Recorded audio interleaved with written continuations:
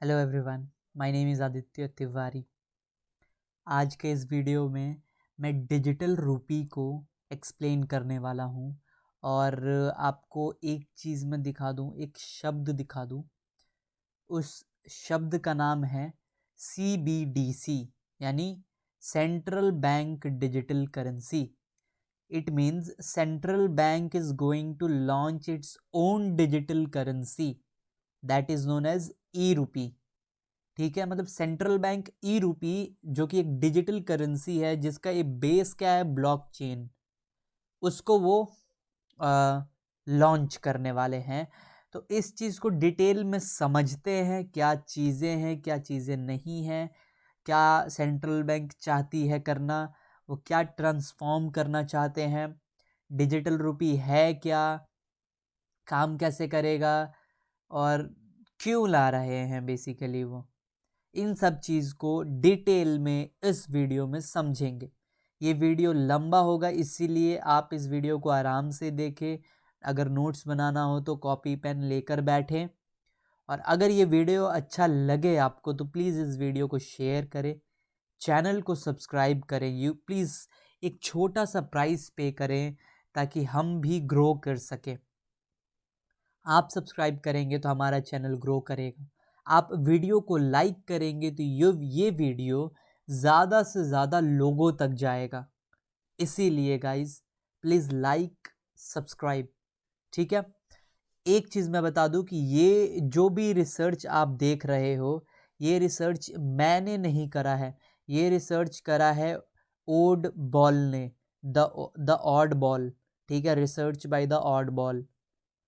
मैंने बस इनके ट्विटर अकाउंट से ये पिक्चर्स उठाए हैं, इनको स्टडी करा है और इनका पीपीटी बनाकर आप लोगों को इस पिक्चर में क्या क्या लिखा हुआ है, क्या रिसर्च है, वो सब चीज़ें डिटेल में समझाता हूँ इस वीडियो में। आप यहाँ पर देखो, सबसे पहले इन्होंने क्या लिख रखा है, is digital rupee the solution to India's cashless dream. क्या डिजिटल रूपी से पूरी की पूरी इंडिया को कैशलेस बनाया जा सकता है? इस चीज़ पर आज बात करते हैं। India amongst the costliest country for cash transaction. देखो, कोई भी जब कैश में आप ट्रांजैक्शन करते हो या कैश निकालने जाते हो तो उसके पीछे एक कॉस्ट आप पे करते हो, उसके पीछे बैंक्स कॉस्ट पे करते हैं, उसके पीछे पूरा का पूरा एक इंफ्रास्ट्रक्चर है जिसको चलाने में बहुत सारा खर्चा आता है। इसीलिए जब भी आपने देखा होगा, आप अगर एटीएम से बहुत सारा ट्रांजैक्शन कर देते हो तो बैंक आपसे चार्ज काट लेता है, बैंक आपसे चार्ज मांगता है। क्योंकि उनको कॉस्ट आता है, एटीएम सेटअप करो, बहुत सारा कॉस्ट आता है, केवल इसलिए ताकि आप कैश निकाल सको। तो यहाँ क्या लिखा है, India among the costliest country for cash transaction. पूरी दुनिया में इंडिया सबसे ज़्यादा कॉस्ट जनरेट करता है ताकि उसके लोगों को कैश मिल सके। देखो यहाँ पे क्या क्या है, ये पूरा मैप है जिसमें ब्लू ये शो करता है कि वहाँ पे कैश को यूज़ करने का कॉस्ट कम है, येलो कैश को यूज़ करने का कॉस्ट मीडियम है, और रेड यानी कैश को यूज़ करने का, निकालने का कॉस्ट बहुत ज़्यादा है। तो इंडिया हो गया, चाइना हो गया, और फिर इधर यूरोप का कुछ इलाका हो गया, और इधर अमेरिका का जस्ट नीचे का थोड़ा भाग हो गया। यहाँ पे बहुत ज़्यादा कॉस्ट है कैश को यूज़ करने का। वहीं आप ये देख लो, यहाँ पे लो है, साउथ अमेरिका में लो है बहुत सारा, अफ्रीका में बहुत सारा पार्ट है जहाँ पर लो है कैश को यूज़ करना। रशिया हो गया, अमेरिका हो गया, यूरोप का कुछ हिस्सा हो गया, ऑस्ट्रेलिया हो गया, यहाँ पे कैश को यूज़ करने का जो कॉस्ट है वो मीडियम है। कॉस्ट क्या क्या आता है, includes cost of travelling, cash को इधर से उधर पहुंचाने का कॉस्ट, ट्रांसफरिंग, कैश को ट्रांसफर करने का कॉस्ट, एटीएम फीस, ये सब जो कॉस्ट है। देखो आप कैसे कॉस्ट दे रहे हो, ट्रैवलिंग, एक जगह से आप दूसरे जगह जाते हो ताकि आप एटीएम से पैसा निकाल सको, तो वहाँ पे कहीं ना कहीं आप कॉस्ट दे रहे हो, किसी न किसी को आप भाड़ा दे रहे होगे इधर से उधर पहुँचाने का। फिर ट्रांसफरिंग, कैश को ट्रांसफ़र करने पे भी कॉस्ट आता है। एटीएम फीस पे जैसे मैंने बताया, आप एटीएम से ज़्यादा ट्रांजैक्शन कर लोगे तो चार्ज कट जाते हैं। तो ये सारे कॉस्ट हैं जो कि हम बेयर करते हैं ताकि हमें कैश मिल सके, और इंडिया में वो कॉस्ट बहुत हाई है पूरे दुनिया के मुताबिक। ठीक है। According to IBGC, the resident of Delhi spends 60 lakh hours and rupee 9.1 crore just to obtain cash। यानी दिल्ली के लोग 60 लाख घंटा लगाते हैं और 9.1 करोड़ लगाते हैं ताकि कैश उनके पास आ सके। सोचो, 60 लाख घंटा इनके पास पड़ा है ताकि ये लाइन में खड़े होकर कैश निकाल सके, और ऊपर से पैसा देते हैं अलग 9.1 करोड़। इतना खर्चा आ रहा है हम लोगों को, इतना समय लग रहा है हम लोग का ताकि हमारे हाथ पे कैश आ सके। A research by Visa indicates that digital payment can reduce cost of cash from 1.7% to 1.3% of GDP, saving India a whopping of 4.7 lakh crore by 2025। Visa के रिसर्च में पता चला है कि digital payments cost of cash को कम कर सकते हैं, जिससे हमारा देश करीब करीब 5 लाख करोड़ आने वाले 3-4 साल में सेव कर सकता है। बहुत बड़ा अमाउंट है, छोटा मोटा अमाउंट नहीं है। अगर इतना इंडिया बचा लेता है तो सिर्फ ऑनलाइन पेमेंट्स यूज़ करके, डिजिटल पेमेंट्स यूज़ करके। तो एक चीज़ तो हमें समझना पड़ेगा कि digital payment can make India rich just by saving some good amount of money. आपका समय बचेगा तो आप उस समय का अच्छा काम यूज़ करेंगे, अच्छा काम कर पाएंगे, वरना लाइन में लग के अपना समय भी गवाओ, पैसा भी गवाओ, और क्या मिला तो एक रद्दी मिला जिससे आप कुछ ट्रांजैक्शन कर रहे हो, दैट इज़ इट। तो इसी ट्रांजैक्शन को डिजिटल क्यों ना करें? That's why a digital push is all it takes. Now कुछ आगे समझते हैं। सवाल है, why India needs a digital rupee when it already has UPI. बहुत बेहतरीन सवाल है कि अगर हमारे पास यूपीआई है, जैसे कि यूपीआई भी a form of digital payment, कि मैं अपने मोबाइल से ही डायरेक्ट पेमेंट कर सकता हूं किसी और को, ये तो इंफ्रास्ट्रक्चर है इंडिया में, तो फिर डिजिटल रुपी का क्यों ज़रूरत है?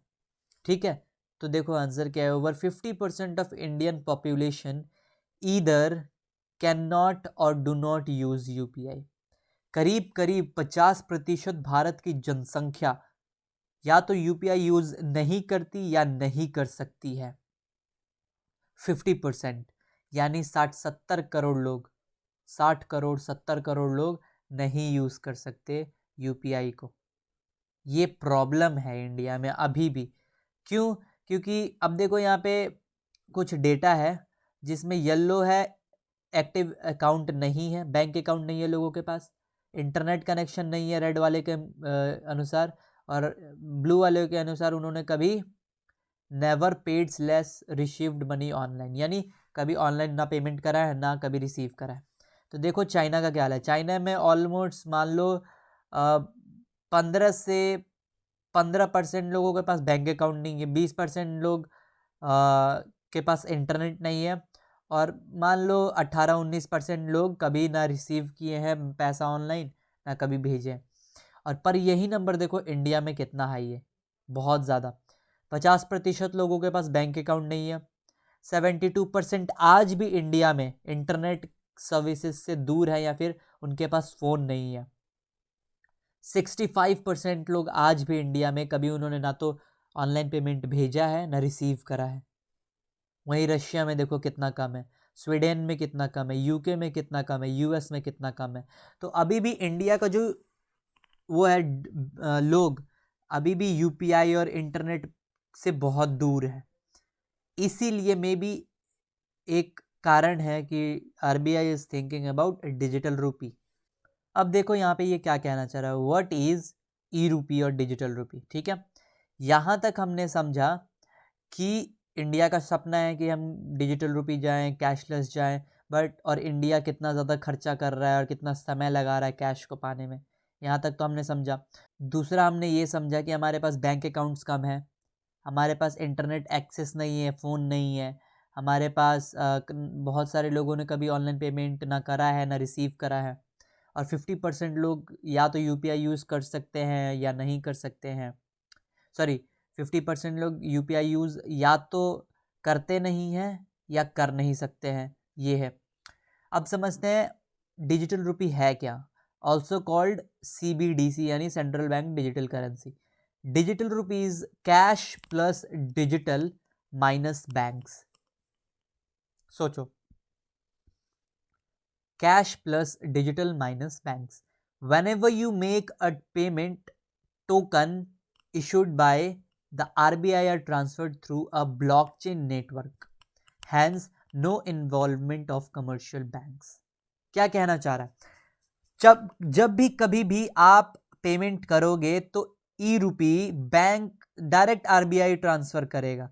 कैसे? ब्लॉकचेन नेटवर्क के थ्रू। ठीक है, तो इसमें बैंक्स का कहीं इन्वॉल्वमेंट ही नहीं आएगा। देखो ये सिस्टम क्या है, ये आरबीआई ने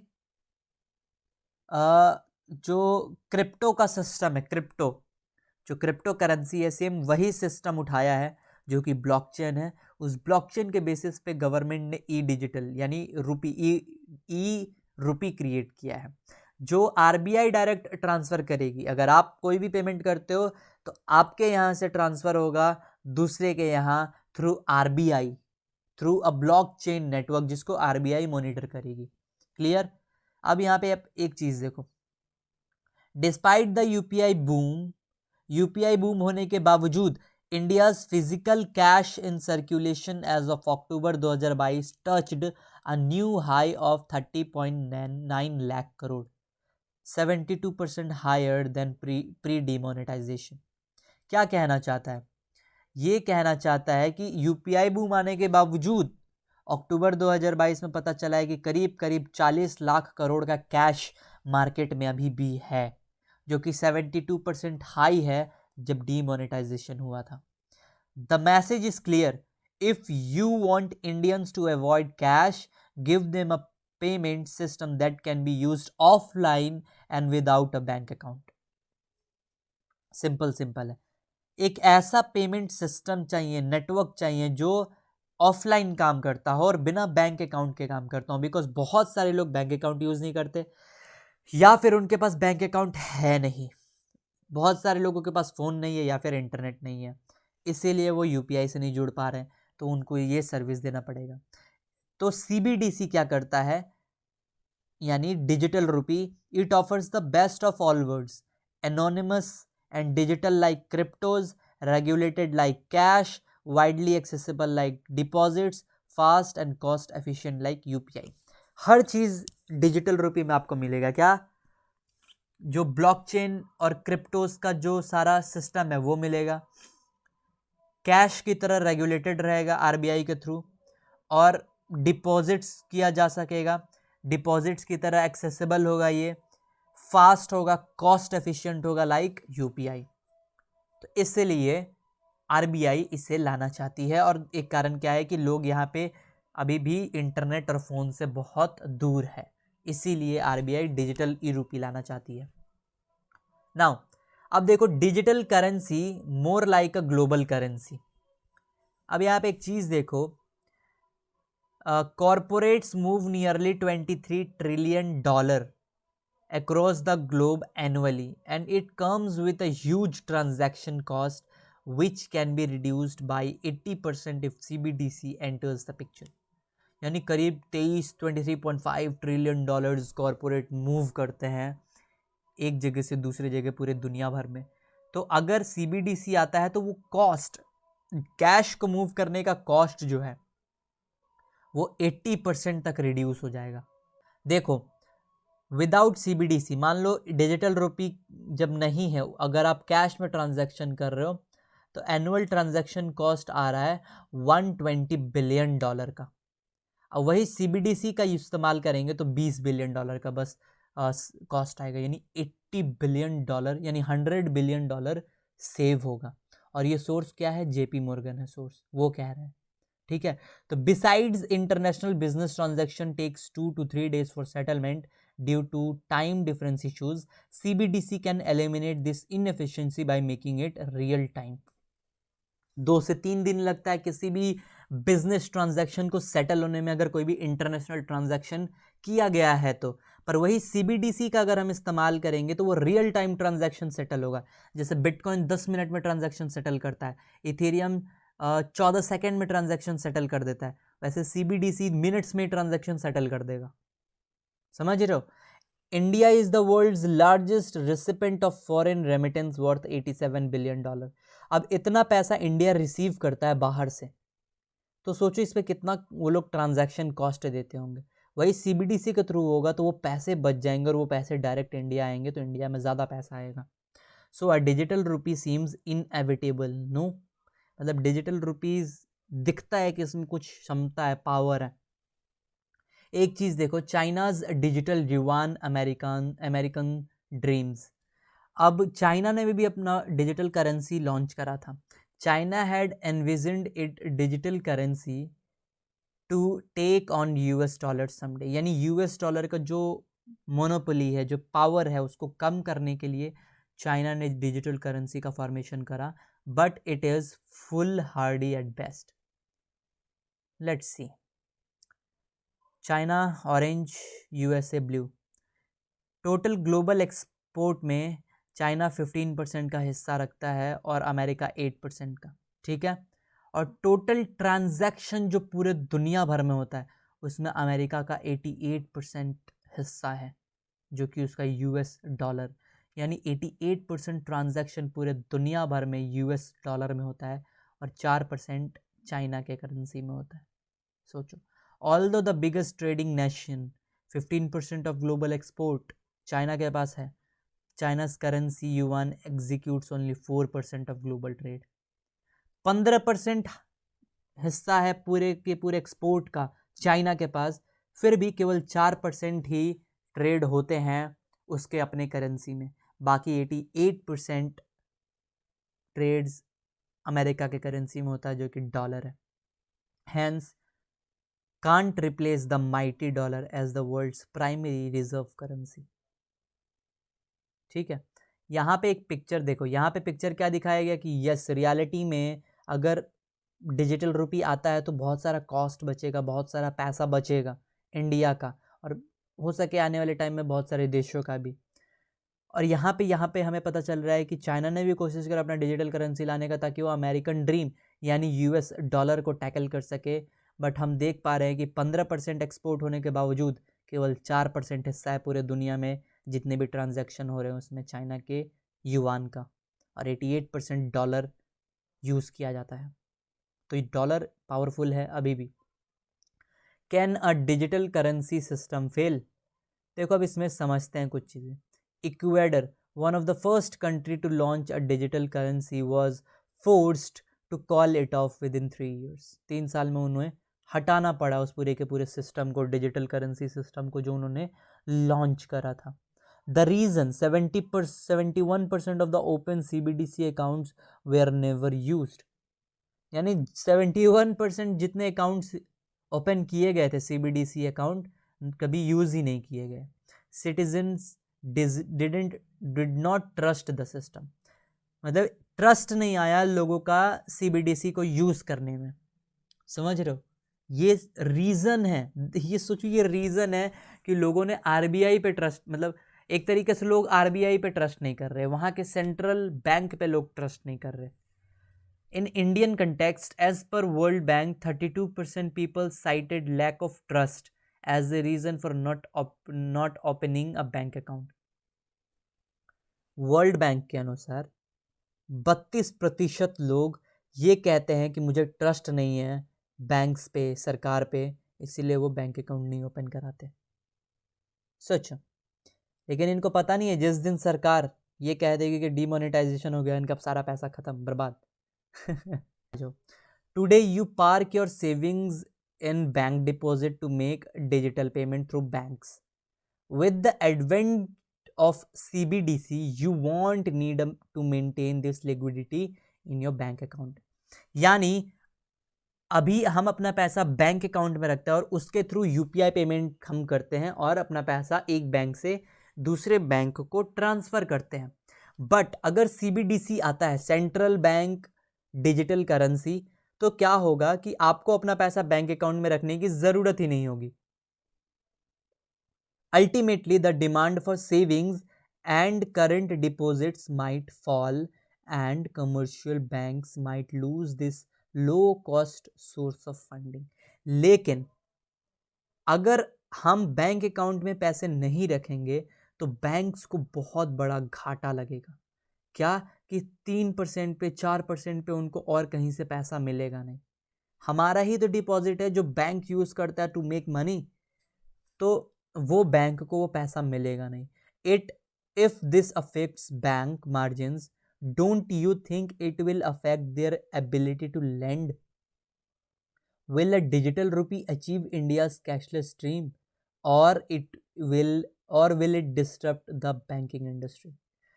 यानी अगर उसके पास लो कॉस्ट फंड नहीं आएंगे जो कि सेविंग्स अकाउंट, करंट अकाउंट से आता है, तो वो सस्ते फंड्स कहाँ से लाएगा? उसका मार्जिन गिर जाएगा, बैंक का मार्जिन गिरेगा तो बैंक खत्म हो जाएंगे। बैंक खत्म हो गया तो पूरा का पूरा फाइनेंशियल सिस्टम खत्म हो जाएगा। बैंक रन करते हैं देश को, तो अगर सीबीडीसी आता है, लोग बैंक में पैसा नहीं डालते हैं, सीबीडीसी में डायरेक्ट पैसा यूज करते हैं, तो बैंक कैसे चलेंगे? तो बैंक ही खत्म हो जाएंगे। तो एक इशू ये भी है कि डिजिटल रुपये आता है तो बैंकिंग इंडस्ट्री पे बहुत बड़ा खतरा है। Similarly crypto currency is a very very dangerous thing for banking industry. That is why bank don't like crypto currency. तो ये पूरा का पूरा सिस्टम है क्रिप्टो करेंसी यानी डिजिटल रुपी का, सीबीडीसी का। तो आपको क्या लगता है कि अभी भी बहुत सारा काम करना बाकी है सरकार को, आरबीआई को इसके ऊपर? क्या कर सकती है आरबीआई?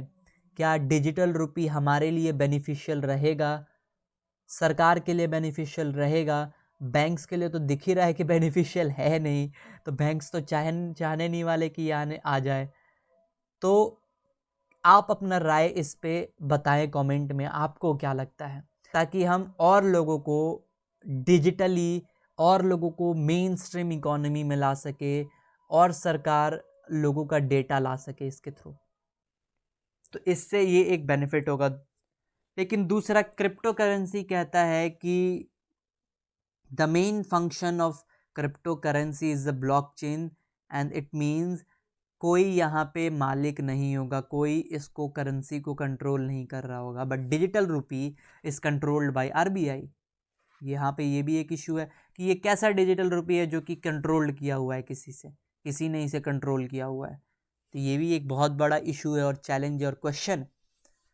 तो आशा करता हूँ मैंने आपको अच्छे से एक्सप्लेन किया होगा, आपको डिजिटल रुपी और पूरा का पूरा ये कैशलेस ड्रीम इंडिया जो अचीव करना चाहता है ये समझ में आया होगा। अगर ये वीडियो अच्छा लगा आपको, मेरा मेहनत आप अप्रिशिएट कर सकते हैं by just subscribing the channel, by just liking the video. कोई भी कमेंट हो, कोई भी मन हो, बात हो, आप कमेंट में लिखें, मैं ज़रूर रिप्लाई करूँगा। आपने इस वीडियो को यहाँ तक देखा, इसके लिए दिल से बहुत ज़्यादा शुक्रिया।